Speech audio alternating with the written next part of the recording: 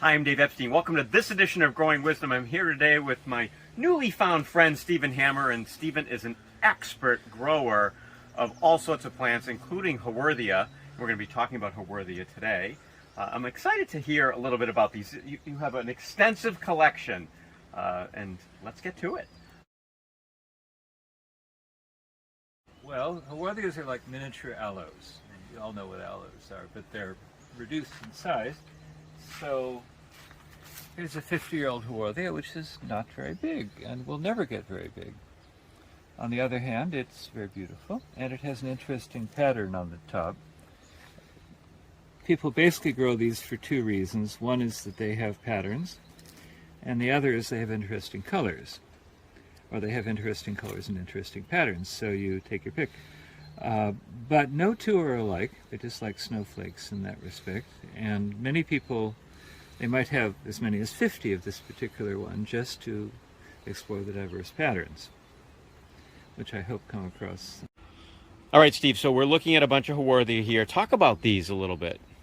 Well, this is called Haworthia splendens, which was described by myself and a friend named Cobus Venter. And we were surprised that it didn't have a name. You would think everything has a name in this late day and age, but that's not true. Things keep on being discovered, and splendens means splendid or shining. And you can see it's definitely shiny. It looks like a piece of living porcelain, I would say. Look at the beautiful pinkish color. And there are people who have nothing but collections of Haworthia splendens, maybe 50, maybe 100 of them. They're just obsessed by the shininess. It's very nice. All right, so I've never seen these before, so where do they come from? And if I was lucky enough to grow one of these, how would I care for it? They come from one small area in South Africa near the town of Riversdale, and Riversdale is on the south coast, not too far east of Cape Town, so it's quite restricted. That's an area which gets a moderate amount of rainfall, which is a little guide to how to treat them in cultivation. In other words, they're not hard to grow. They're not hard to kill either, but generally people succeed with them very well.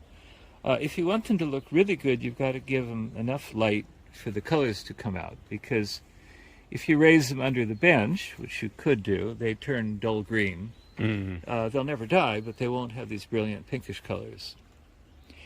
And if you water them too much, they'll get too fat, and then they'll lose their character that way.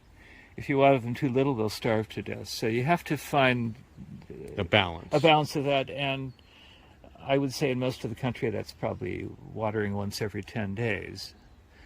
But not during the winter when they're going to be less active, and probably not during the hot summer when they're also less active. Steve, we've come over to this little area here. You want to show us, it's a little different, but they're still Haworthias, right? They're still Haworthias, but they have a different way of arranging their leaves. Instead of having a rosette with the spiral, they're lined up this way. It's a very peculiar way to do it.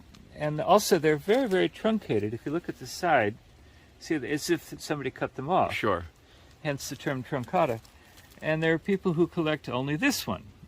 Partly because they like the architecture, but also because the patterns are very, very interesting. You see the development of white markings and green markings, and the Japanese have taken this to an extraordinary extreme of development, and you can get infinite number of patterns. People get quite obsessed by it. Similar care? Similar care to the others, As the others? Probably actually easier, same way to pollinate, same way to grow them from seed. They just have a different leaf arrangement. And I should mention also they have much thicker roots, more like carrots. So you can actually propagate them just by detaching a root and planting the root and having a new plant pop up. Stephen, this is great. I love the little tour of the Haworthias, and certainly I have learned a lot. I like the one that's sort of in a line. I think that was my favorite. Yeah, many people, that's their absolute favorite. For Growing Wisdom, I'm Dave Epstein.